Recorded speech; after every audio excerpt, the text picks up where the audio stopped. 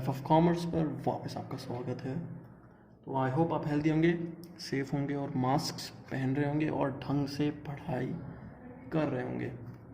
तो मैं इससे पिछली वाली जो मैंने बिज़नेस की वीडियो डाली थी वो मैंने एंड करी थी किससे, जॉइंट स्टॉक कंपनी से। जॉइंट स्टॉक कंपनी के मैंने फीचर्स बता दिए थे, जॉइंट स्टॉक कंपनी का मैंने इंट्रोडक्शन दे दिया था। तो इस वाली वीडियो में हम बात करेंगे मेरिट्स एंड डीमेरिट्स के बारे में जॉइंट स्टॉक कंपनी के। तो जॉइंट स्टॉक कंपनी के अगर आपने नहीं पता आपको कि कॉन्सेप्ट क्या है तो आप मेरी वाली वीडियो जाके चेक कर लीजिए, मैं डिस्क्रिप्शन में उसका लिंक डाल दूँगा, आप वाली वीडियो जाके चेक कर लीजिएगा मेरी।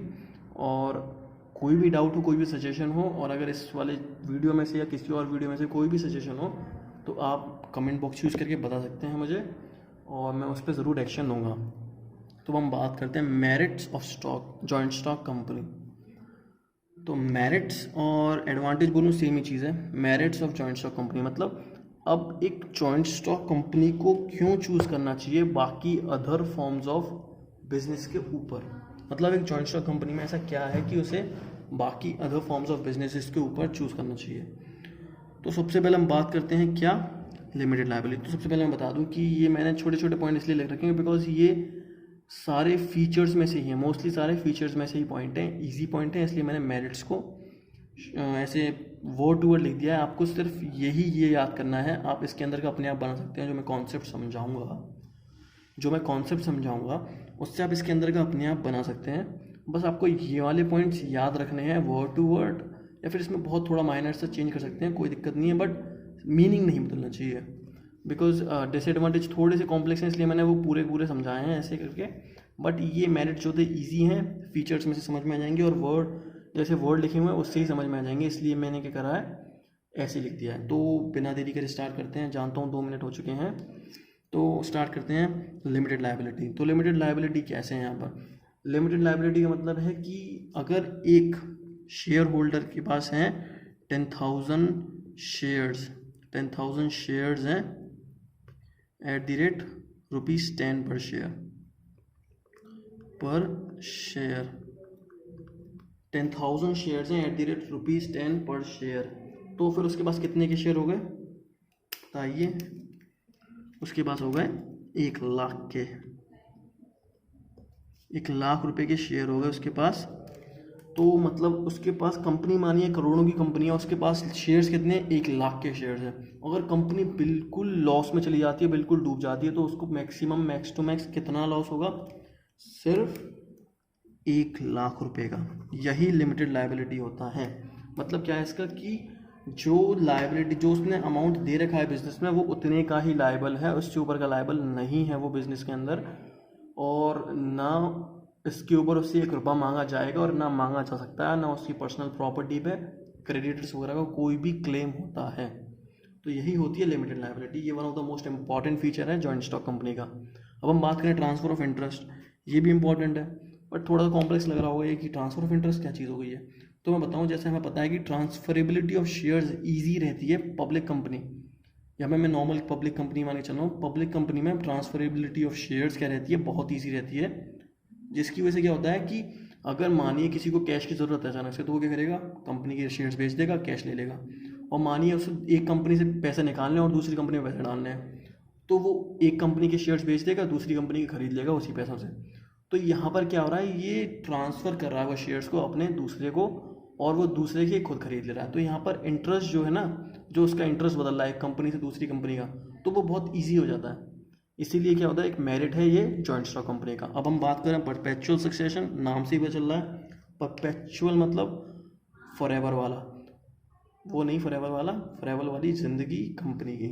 तो परपेचुअल सक्सेशन मतलब क्या होता है कि जो कंपनी वगैरह के मेंबर्स वगैरह होते हैं वो सब क्या होते हैं, उनकी तो एक पर्टिकुलर लाइफ होती है, डेफिनेट लाइफ होती है, एक काम करने की एबिलिटी पर्टिकुलर और लिमिटेड होती है।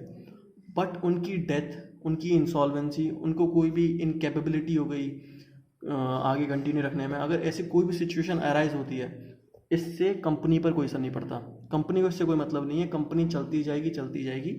इसीलिए कंपनी क्या है, परपेचुअल सक्सेशन होती है कंपनी का, एक फीचर है परपेचुअल सक्सेशन, वो कंपनी के पास होता है कि उसकी लाइफ इंडेफिनिट है, वो चलती जाएगी, चाहे उसके मेंबर की डेथ हो जाए, इंसॉल्वेंट हो जाए, या कोई भी इनकेपेबल हो जाए। मतलब कैपेबल नहीं रहे आगे कंटिन्यू करने के लिए, बट वो चलती जाएगी। अब हम देखें फोर्थ वाला, ग्रोथ एंड एक्सपेंशन। मैं बता चुका हूँ कंपनी के पास बहुत सारा फंड होता है, बिकॉज वो जनरल पब्लिक से ले सकती है पैसा। पब्लिक कंपनी, प्राइवेट नहीं, पब्लिक कंपनी, याद रखिए, वो जनरल पब्लिक से पैसा ले सकती है। उसकी वजह से क्या है, बहुत सारा पैसा है उनके पास, इसीलिए उनके ग्रोथ और एक्सपेंशन के चांसेस क्या हैं, बढ़ जाते हैं। ये है एक एडवांटेज किसका, जॉइंट स्टॉक कंपनी का।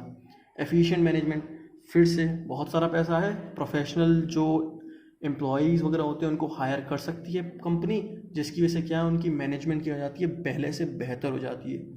मतलब इतना पैसा है कि एक एमबीए को आराम से अफोर्ड कर सकती है वो। एक वेल रेप्यूटेड और यूनिवर्सिटी से जो भी एमबीए वगैरह आया है उनकी फ़ीस वगैरह ज़्यादा होगी, बट कंपनी के पास बहुत पैसा है, आराम से अफोर्ड कर सकती है, और उनकी क्या हो जाती है, मैनेजमेंट एफिशिएंट हो जाती है। लार्ज अमाउंट ऑफ कैपिटल, क्यों, क्योंकि वो जनरल पब्लिक से शेयर्स के थ्रू पैसा ले सकती है, जिसकी वजह से वो क्या है, अपनी जो कैपिटल है वो रेज कर सकती है। तो आई होप ये वाले पॉइंट समझ में आ गया हो। जितनी वीडियो शॉर्ट रखने की कोशिश कर रहा था उतनी तो नहीं हुई, अराउंड 10 मिनट की बन जाए बहुत है। तो अब हम बात करते हैं डीमेरिट्स की। डीमेरिट्स क्या होते हैं किसके, जॉइंट स्टॉक कंपनी के। तो कॉम्प्लेक्सिटी इन्फॉर्मेशन, मतलब क्या हो गया कि एक जॉइंट स्टॉक कंपनी को स्टार्ट करना कोई बच्चों का खेल नहीं है, क्योंकि बहुत लीगल फॉर्मेलिटीज़ होती हैं, बहुत लेंदी प्रोसीजर है, बहुत कॉम्प्लिकेटेड प्रोसीजर है, और काफ़ी सारी फॉर्मेलिटीज़ वगैरह जो पूरी करनी पड़ती हैं, काफ़ी सारे डॉक्यूमेंट वगैरह तैयार करने पड़ते हैं, काफ़ी सारे डॉक्यूमेंट सबमिट करने पड़ते हैं, बहुत समय देना पड़ता है। इसीलिए क्या ये एक डिसएडवांटेजेस है, एक डिसएडवांटेज है जॉइंट स्टॉक कंपनी का। आप ये वाले पॉइंट लिख सकते हैं, मैं ये वाली चीज़ समझा चुका हूँ अभी जस्ट। हम बात करते हैं सेकंड डिसएडवांटेज क्या हुआ, lack of secrecy. Lack of secrecy कैसे है, मतलब मानिए कि जो कंपनीज एक्ट 1956 जो है वो कहता है कि कंपनी को अपनी जो भी ऑडिट वगैरह है वो करवानी है, जो अपने अकाउंट्स वगैरह हैं वो पब्लिश करने हैं पब्लिक को, बिकॉज पब्लिक से पैसा उठा रहे हो तो भाई पब्लिक को दिखाना तो पड़ेगा क्या चल रहा है, प्रॉफिट्स क्या चल रहे हैं। तो इसीलिए सीक्रेसी नहीं बन पाती कि हाँ कि इनके जो मानिए प्रॉफिट वगैरह बढ़े जा रहे हैं। अब ऐसा देखिए कंपटीशन भी बढ़ाने की कोशिश करेगा कि हाँ ऐसा हम भी करते हैं, ऐसा हम भी करते हैं। इसकी वजह से क्या है, वो सीक्रेसी नहीं बन पाती। तो हम बात करें थर्ड वाला, इम्पर्सनल वर्क एनवायरनमेंट। नॉर्मल सी बात बताऊँ, एक मानिए कंपनी में जो प्रोफेशनल जो एम्प्लॉयज़ वगैरह हैं नॉर्मल, वो काम करते हैं किसके लिए, सैलरी के लिए। वो सैलरी के लिए काम करते हैं, इससे उनका कोई मतलब तो नहीं होता कि कंपनी के प्रॉफिट कितना ऊपर जा रहा है, उनको सैलरी तो उतनी मिलेगी। तो उसकी वजह से क्या है, वो मोटिवेशन नहीं आ पाती, वो अलग से अंदर से जुनून नहीं आ पाता उन एम्प्लॉयज़ में कि हम काम कर रहे हैं और सारा, और कंपनी को प्रॉफिट होगा, इसका मतलब हमें प्रॉफिट होगा। नहीं होता ऐसा, इसलिए वो मोटिवेशन नहीं बन पाती। तो lack of motivation because the companies profit will not increase the income of managers. Manager की इनकम तो बढ़ेगी नहीं, कंपनी का प्रॉफिट बढ़ता रहे।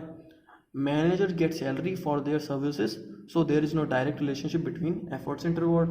वो जितने एफर्ट डाले उनके रिवॉर्ड पे कोई असर नहीं आएगा, मोटिवेशन कम हो जाएगा। अब हम बात करें न्यूमरस रेगुलेशन, क्या होता है, business has to comply with various legalities at different stages and there is penalty if the company fails to meet any of the formalities। अब मैं नॉर्मल से बोलूँ कि कंपनीज वगैरह को एनुअली ऑडिट कराना ही कराना होता है, इम्पॉर्टेंट है, अपने अकाउंट्स को पब्लिश करना ही करना होता है, इम्पॉर्टेंट है। अब मानिए कंपनी ने ऑडिट वगैरह नहीं करवाया तो उसको क्या करनी पड़ेगी, पेनल्टीज़ वगैरह वो करनी पड़ेंगी, देनी पड़ेंगी, अमाउंट देने पड़ेंगे उन्हें। तो जिसकी वजह से क्या है, बहुत सारी रेगुलेशंस वगैरह होती हैं कंपनी के अंदर जिसको फॉलो करना पड़ता है कंपनी को, अगर उसे बने रहना है, कंटिन्यू रहना है। तो ये भी क्या है, एक डिसएडवांटेज है। और हम बात करें delay in decision. Delay in decision कैसे, कि जो कंपनी के बहुत इंपॉर्टेंट डिसीजंस होते हैं, बहुत मेन डिसीजंस होते हैं, वो क्या होते हैं, मीटिंग्स वगैरह के थ्रू होते हैं, बहुत बड़ी मीटिंग्स, सारे मेंबर्स, बोर्ड ऑफ डायरेक्टर वगैरह सब बैठ के कंसल्ट करते हैं। तो पहली बात तो इसमें टाइम लग जाता है, डिसीजन क्या हो गया, डिले हो गया। अब मानिए वो एक डिसीजन को अप्रूव कर दिया गया, बट कंपनी भाई है तो है नहीं कि इतनी छोटी सी है कि एक घंटे के अंदर की बात हो जाए सारी। वो पूरे के पूरे डिपार्टमेंट में बताना पड़ता है, वो अलग अलग लेवल्स के थ्रू जाता है, जिसकी वजह से क्या होता है, जो डिसीजंस है वो और डिले होते जाते हैं। तो यही है एक डिसएडवांटेज, ये भी एक डिसएडवांटेज है किसका, जॉइंट स्टॉक कंपनी का, डिले इन डिसीजन।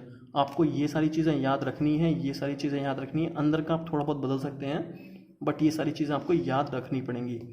बट एक और है हमारा कौन सा डिसएडवांटेज जॉइंट स्टॉक कंपनी का, वो क्या है, कॉन्फ्लिक्ट इन इंटरेस्ट।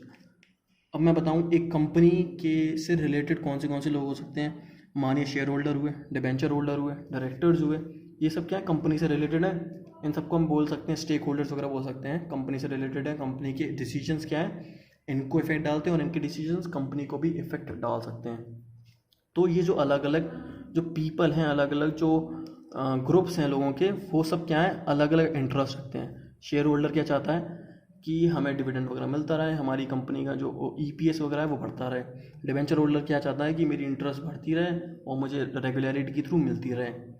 और क्या कहते हैं, डायरेक्टर्स वगैरह भी चाहते हैं, डायरेक्टर वगैरह अपनी सैलरी वगैरह हाइक चाहते हैं।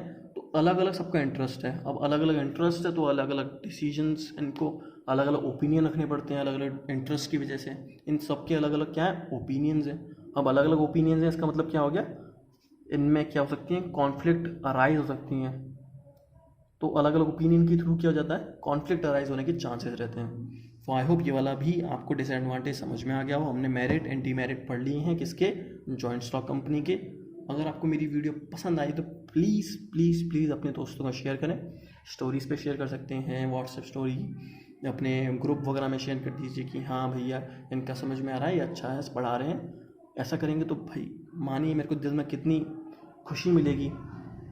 और मेरी वीडियोस वगैरह को लाइक करते रहिए, साथ साथ मोटिवेशन बना रहना चाहिए ना, आपका भी मेरा भी। भाई आपके लिए मैं इतना सारा काम कर रहा हूँ, रोज़ 1 से 2 वीडियो लाने की कोशिश करता हूँ मैं। तो मोटिवेशन तो भाई ज़रूरी है। और मोटिवेशन कैसे आएगा, जब आप शेयर करेंगे, सब्सक्राइब करेंगे, लाइक्स करेंगे और लाइक करेंगे वीडियोज़ को। और क्या करना है, सब्सक्राइब भी करना है और स्टोरीज़ पर डालना है, ग्रुप्स में शेयर करना है, फ्रेंड्स से शेयर करना है, बस और कुछ नहीं करना आपको। और ढंग से मन लगा के पढ़ाई करनी है। तो आई होप ये वाली वीडियो भी पसंद आई हो। So thank you and have a very nice day.